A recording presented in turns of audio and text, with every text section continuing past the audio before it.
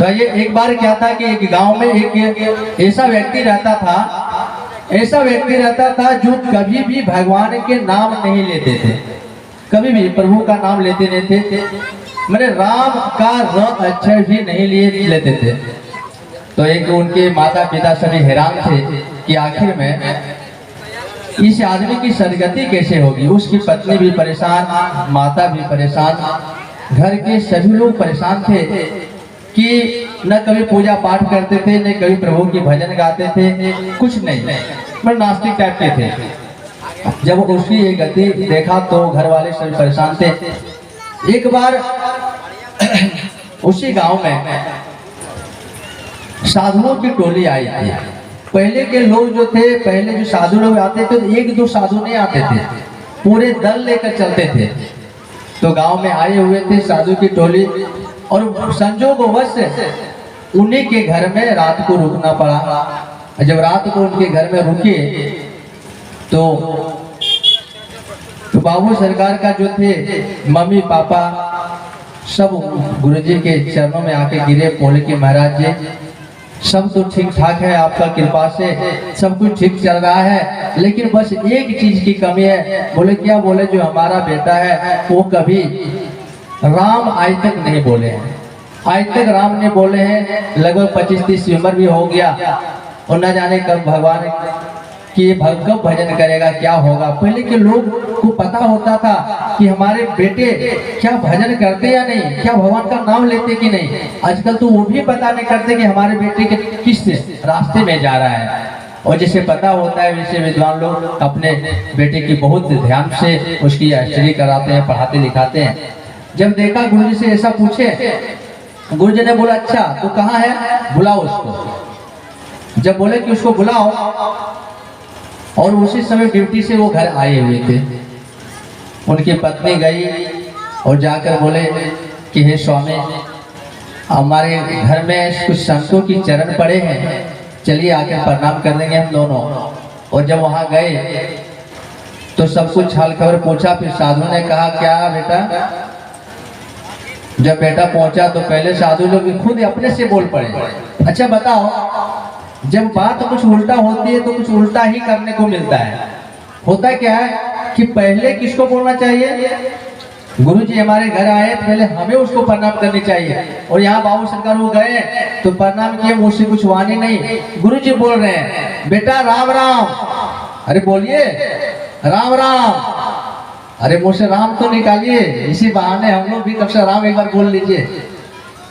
गुरुजी बोलते हैं बेटा राम राम।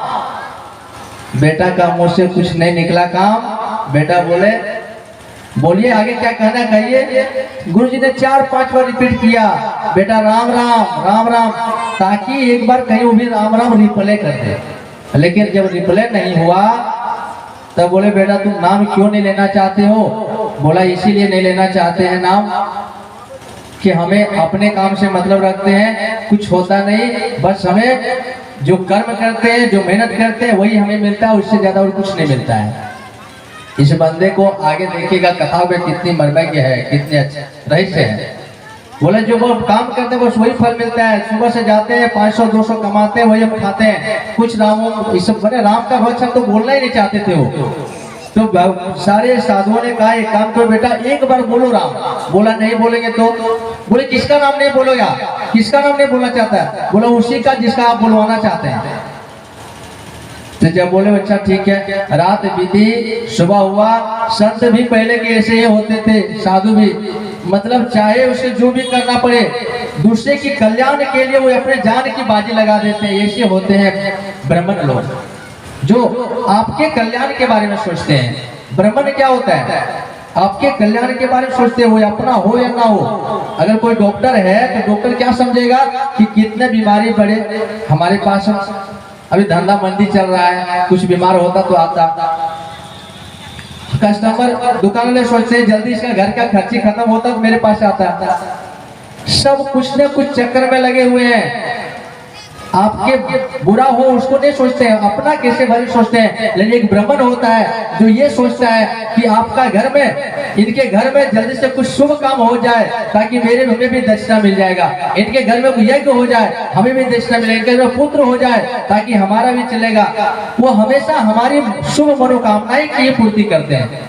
हमेशा ऐसा भगवान से कहते हैं, प्रभु सभी को विनती हो, सर्वे भवन्तु सुखिनः सर्वे सन्तु निरामया, सर्वे भवन्तु सुखिनः की ऐसी सोच रखते हैं तो सिर्फ ब्राह्मण ही रखते हैं। और ऐसे ब्राह्मण, ऐसे संत जो थे, संतों ने बोला बेटा एक काम करो, ये बाबू सरकार को बांधो और लेके चलो आश्रम में अपने डेरे में। अब उनको बांध दिया, पकड़कर 4 मोटे मोटे साधु महात्मा थे। साधु महात्मा तो खाते पीते तो जैसे भी है रहते हैं तंदुरुस्त, 4 मोटे मोटे थे, पकड़े बस कर लिए और उठा के सीधे जाके एक कोठरी में उसको बंद कर दिया। और उस कोठरी में बंद कर दिए, बंद करने के बाद उससे बोलते हैं कि अब तुमको ना खाना मिलेगा न पानी मिलेगा, अब तुम क्या काम करना इसी रूम में करो। सब बंद कर दिया महाराज। एक दिन बीता, जब दिन भर बीत गए, भूख लगी, शाम हुआ तो जोर जोर से चिल्लाया। और जोर जोर से जब चिल्लाया, कुछ संत लोग बोले, जो महंत जी थे, महंत जी ने कहा कि देखो जाकर के, हो सकता है कि इसे भूख की वजह से ये राम बोल दे, बस एक बार राम बोल देगा तो हमसे छोड़ देंगे। उधर से आए, ये भी बंदा बड़ा जिद्दी, बोला क्या हुआ, भूख लगी क्या? बोला हाँ महाराज भोजन चाहिए। बोला नहीं मिलेगा, राम बोलो। बोला राम नहीं बोलेंगे। ये तो सीधे बोले कि नहीं ये बात हम नहीं बोलेंगे, हम तो राम बोल रहे हैं। सीधे बोले नहीं, अब दूसरा कुछ बोलेंगे लेकिन ये शब्द नहीं। बोले अच्छा तो खाना नहीं मिलेगा। दूसरे दिन भी उसे खाना नहीं दिया गया, रात भर हुए, सुबह से शाम हुआ। जब और पेट में जोर से आग लगी, जब जोर जोर से चूहा उछलने लगा पेट में, तब बोले कि आखिर में बुलाओ कुछ कोशिश करते हैं। जब बुलाया गया, बोला भोजन दे दो फिर बोलेंगे। बोला भोजन पहले नहीं मिलेगा, पहले राम नाम बोलो तब तुम्हें भोजन मिलेगा। बोला चलो तो हमको गाना गाने का मन करता है। जोर जोर से चिल्लाया, महात्मा को परेशान करने के लिए पूरा चिल्लाया। जब नहीं हुआ, जब जोर से भूख लगी, बोले एक बार बोलेंगे। एक बार से फिर दोबारा नहीं, अपने महंत जी को भी बुला लीजिए, गुरु जी बुला लीजिए, सारे लोग आ जाइए। एक बार से दोबारा नहीं बोलेंगे हमें भोजन चाहिए, नहीं तो मर जाएंगे, अब प्राण नहीं बचेगी। बोले ठीक है बेटा बोलो। सबको बुलाया गया, बुलाकर सबको जमा किए, महंत जी सामने उपस्थित हुए। तब बोले अब बोल दे, बोले बोलो। एक बार बोला राम, अरे हम सभी बोले एक बार राम। जब जोर से राम बोले पा बेटा बन गया तेरा काम। बोला अब इसे छोड़ दो। खोला, बाहर निकाले, प्रेम पूर्वक उसे भोजन पवाया। और जब पूरे भोजन पाकर तंदुरुस्त हुए, बोला अब निकले। बोले अब अपने घर जाइए, विदा कर दिए। कालांतर में जब उसकी समय बीता, और मृत्यु एक सत्य होती है जो एक न एक दिन सभी को आनी है। जब समय बीता तो समय बीता उसका देहांत हुआ, मृत्यु हुई। और जब मृत्यु हुई तो कहाँ गए? मृत्यु हुए तो जब यहाँ पे हम लोग बोले, गुरुजी हमारे कहते हैं, हमारे गुरुजी परम पूज्य शिवम शुक्ला जी महाराज कहते हैं कि अगर हम लोग अपने पापों की प्रायश्चित के लिए अगर अपने कपड़े अपने घाट में धो लें, खुद धो लें, तो धोबी घाट जाने की कोई जरूरत नहीं है। और अगर हम लोग अपने कपड़े को खुद नहीं धोते हैं तो फिर धोबी घाट जाएगी, और जब धोबी घाट जाएगी तो धोबी फिर अपने तरीके से कपड़े को रगड़ रगड़ कर पटक कर धोएगा। अमराज जी क्या है? बोले कपड़े साफ करने के वाले हैं। हम लोग जो पाप करेंगे यहाँ ना, उस सब वहां पर साफ करेगा। तो ऐसा जब कालांतर में उसकी मृत्यु जब ये पहुंचे और वहां पे जब लाइन में लगे, अमराज जी के यहाँ जब लाइन लगे, जब गिनती शुरू हुई, जब इसकी बारी आई तो बोला इसका पन्ना पलट देखो। इसको सारा हम लोग जो दिन रात काम करते हैं ना, भला बुरा अच्छा, किसी को गलत बोल दिया, किसी से गलत ऊपर लिए, वो सारा रिकॉर्ड होता है। ऐसा मेमोरी लगा हुआ है, वहाँ सारा रिकॉर्ड होगा, कोई फूल नहीं होगा। बहुत बड़ी सिस्टम है। और वो सारा रिकॉर्ड जब वहां पे खोला गया इसके पन्ना, तो निकला पाप तो है, ज्यादा नहीं है लेकिन पाप है। बोला पुण्य, बोला एक भी जरा नहीं। यमराज जी को लगा रही कि ऐसा मनुष्य जो एक भी जरा पुण्य निकल रहा है, पुण्य कुछ तो किया। देखे बोले भगवान कहीं नहीं, पूरे पन्ना को बोला अच्छा से पलटो। जब चतुर्वेदी ने पूरे पन्ना को पलटा तो निकल गया कि एक बार जीवन में इन्होंने राम बोला है। क्या अपने से बोला था? अपने से नहीं बोला था, उसको बुलाए थे संत महाराज लोग। बोले एक बार राम बोला है बस। बोले बताओ पहले पाप वाला भोगेगा कि पुण्य वाला? तो बोले कि पाप तो मेरा बहुत है, भोगना ही पड़ेगा, लेकिन पुण्य कम है तो पहले पुण्य वाला ही भोग लेते हैं। पहले पुण्य वाला बताओ, मेरा राम नाम जो लिए उसका क्या फल है बताइए। पहले हम उसी को लेंगे, उसी का भोग करेंगे। अब यमराज जी को समझ में कुछ नहीं आया, जो एक बार जीवन में राम बोला है उसको क्या दंड चाहिए, क्या पुण्य देना है, उसको कौन फल देना है, वो यमराज जी को पता नहीं था। यमराज जी तो चक में खा गए। बोले अच्छा एक बार राम बोला है, इसको फल चाहिए। बोला पहले यही भोगेगा? बोले बोला हमने तो पहले यही को भोगेंगे, राम नाम का फल। अब बड़ा हुई दिक्कत। बोले ये तो हमें पता नहीं, चलो 2 दिन बंद करते हैं। उसको लेकर सीधे पहुंचे ब्रह्मा जी के पास। वो बाबू सरकार को यमराज जी लेकर ब्रह्मा जी के पास गए। ब्रह्मा जी से पूछे कि महाराज बताइए, जो व्यक्ति जीवन में एक बार राम बोला है उसका क्या फल है? यहाँ तो चित्रानंद भी चक्कर में पड़े कि बोले ये तो सारे वेदों को मगर उल्टा दे, हमें तो पता नहीं है। उनके ब्रह्मा जी को विष्णु महाराज जो है प्रभु का, भगवान जी का संकल्प मात्र से सारे वेद वेदांत सारा कुछ ऑटोमेटिक याद हुआ है ब्रह्मा जी का। और ऐसे ब्रह्मा जी को राम नाम का फल पता नहीं था। वो भी बोले कि देखो बेटा, हम तो भगवान के समीप रहते हैं, लेकिन इसका हमें पता नहीं, जो एक बार राम बोला उसका क्या पता है, क्या फल होगा। तो फिर सारे बोले अब क्या किया जाए? ब्रह्मा जी ने बताया एक बहुत अच्छा सिंगर है जो हमेशा राम राम राम राम की धुनी जमाए रहता है। कौन सा सिंगर है भाई जो हमेशा राम राम जमाए रहता है? भगवान बाबा भोलेनाथ। बोले चलो भोलेनाथ से ही पूछते हैं, जो जीवन में एक बार राम बोला है उसका क्या फल है। अब ये चित्रानंद जी, ब्रह्मा जी महाराज, यमराज और यहाँ बाबू सरकार तीनों गए हैं कैलाश पर्वत में। कैलाश पर्वत में गए और जाकर बोले भगवान को नमस्कार करके, बोले प्रभु शंकर जी महाराज से कि जीवन में जो एक बार राम बोला है उसका क्या फल है। अब यहाँ महादेव भी बोले अच्छा ठीक है, तनिक सोचते हैं। लेकिन महादेव को बोला कि भगवान आप तो हमेशा राम राम की धुनी जमाए रहते हैं, आपके सांस सांस में राम बजते हैं, हृदय में राम बजते हैं, फिर भी क्या आपको इसके बारे में तो आपको जरूर जानते हैं, आप हमें बताइए। शंकर भगवान ने बोला कि देखिए एक सिंगर और है, वो बता सकता है। कौन एक सिंगर है? तो बोले जो हमेशा नारायण श्रीमन नारायण का जाप करते हैं वैसे एक है। और जैसे बोले कि कुछ ही देर आगे निकले और तुरंत संजोग बस नारद जी महाराज का दर्शन हो गया। और नारद जी महाराज प्रेम से अपने वीणा में कान देकर गा रहे थे, नारायण नारायण श्रीमन नारायण नारायण नारायण नारायण नारायण श्रीमन नारायण नारायण नारायण श्रीमन नारायण नारायण नारायण श्रीमन नारायण नारायण नारायण श्रीमन नारायण नारायण नारायण। वो जब देखे और यहाँ पे नारद जी के पास गए हैं और नारद जी महाराज को जाकर पूछते हैं कि आप तो बहुत बड़े ज्ञानी हैं, सब सवालों की जवाब है। अरे पता है नारद जी के पास ऐसा दिव्य है, ऐसा बड़े सेवन जी काम करता है उसका, उनके मोबाइल में सेवन जी काम करते हैं। बोले सब चीज को सत्कर्म की जब खोज हुई तो उन्होंने तुरंत लगाया। कोई भी चीज को नारद जी तुरंत समझ में आते हैं, पल में उनको पता चलता है। जब बोले कि राम नाम का फल क्या है, नारद जी महाराज ने तुरंत बोला ठीक है गूगल सर्च मारते हैं, 2 मिनट रुको। तुरंत जब गूगल अपना सर्च मारे तो बोला आ गया। बोला क्या आया?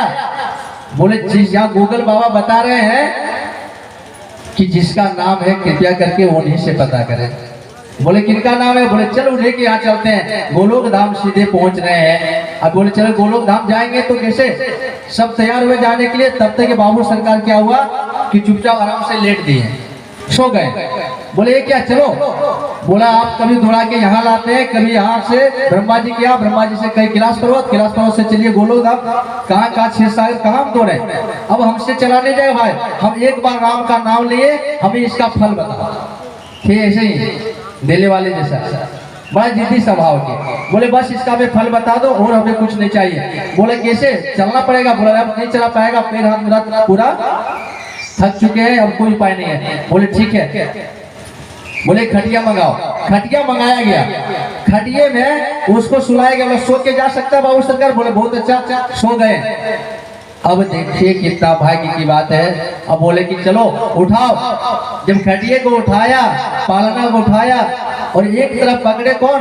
बोले महाकाल, दूसरी तरफ काल है अमराज काल, एक तरफ बोले महाराज महाकाल स्वयं ब्रह्मा जी, और एक तरफ भक्त शिरोमणि नारद जी महाराज। चारों ने 4 पौवे को उठाया और बंदे आराम से ऊपर में सो गया, और लेकर उसे चले और जाके क्षीर सागर की ओर जैसे प्रस्थान घोषणे एंट्री मारने वाले थे, तब तक शेष सैया पर भगवान लेटे थे, मधुर मधुर मुस्कान दे रहे थे, बड़े सुंदर। लक्ष्मी माता उनकी पैर दबा रहे थे, चरण को सेवा कर रही थी, और भगवान अचानक उठकर बैठ गए।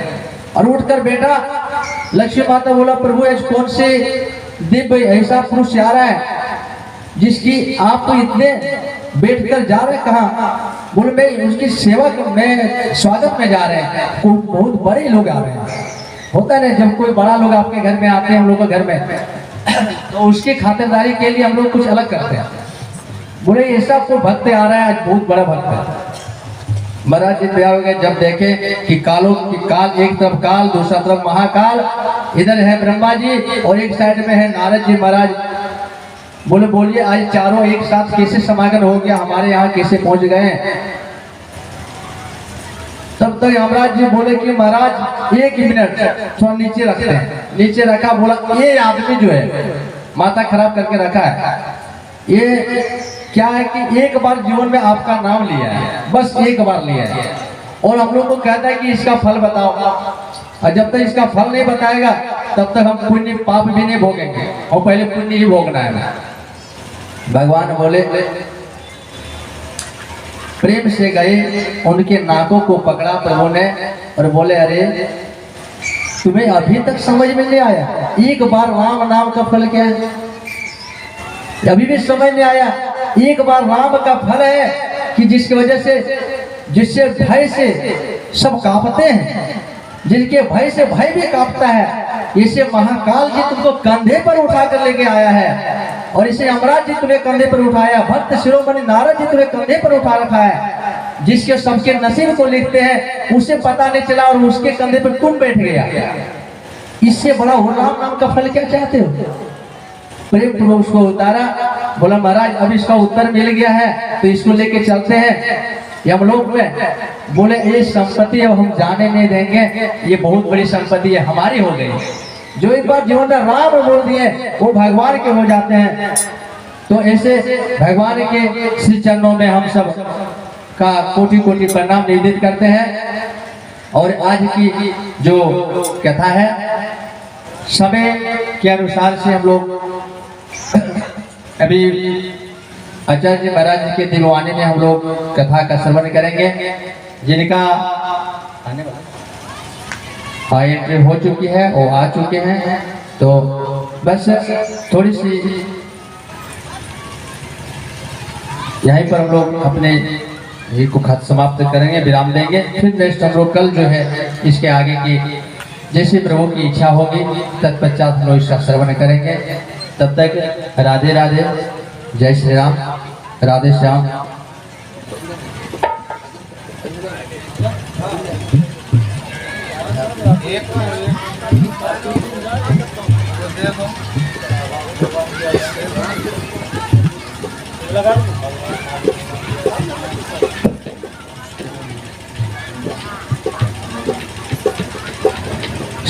भागवत भगवान की है आरती, पापियों को पाप से है तारती। भागवत भगवान की है आरती, पापियों को पाप से है तारती।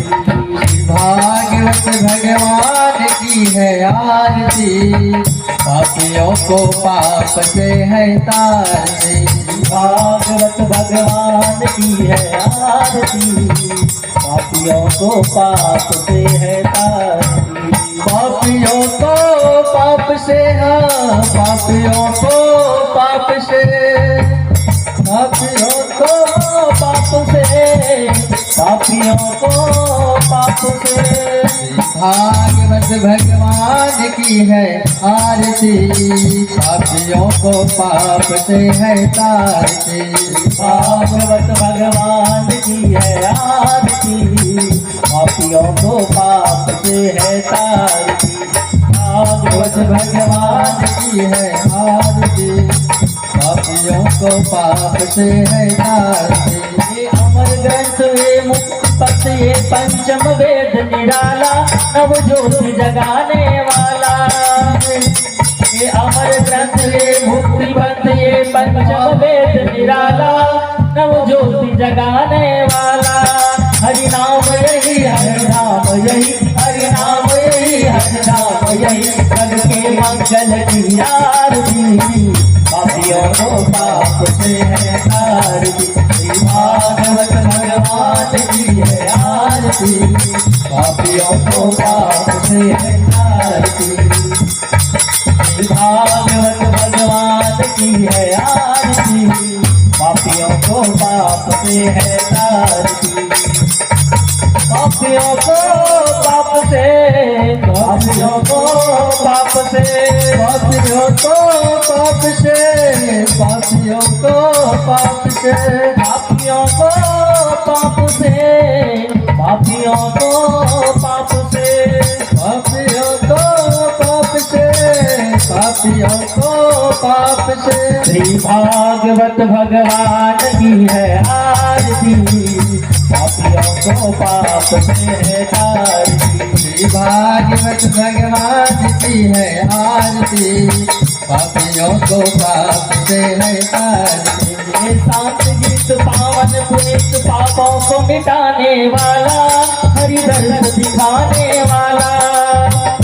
ये शांत गीत पावन पुनीत पापों को मिटाने वाला, हरि दर्श गिराने वाला। ये सुख करनी, ये दुख करनी, ये सुख करनी, ये दुख करनी, जग के मंगल की आरती, पापियों को पाप से है तारती। भागवत भगवान की है आरती, पापियों को पाप से है तारती। कर्पूर गौरम करुणावतारम, चारितारम भुजगेन्द्रहारम, सदा वसन्तं हृदयारविन्दे भवं भवानी चेतं नमामि। तमेव माता जगता तमेव, तमेव बन्धुः सखा तमेव, तमेव विद्याधनं तमेव, तमेव शरणं मम देवदेव, तमेव शरणं मम देवदेव, तमेव शरणं मम देवदेव। बोली बाकी बिहारी लाल भगवान की जय। बोली सीताराम जी महाराज की जय। बोली अपने अपने गुरुदेव की।